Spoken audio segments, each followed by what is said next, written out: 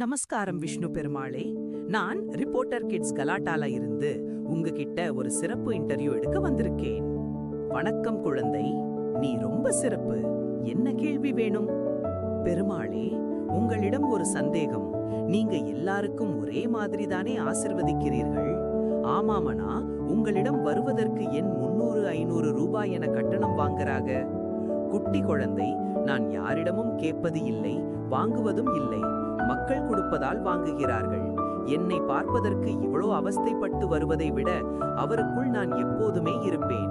பக்தர்கள் எங்கிருந்து என்னை கூப்பிட்டாலும் நான் அங்கே இருப்பேன்.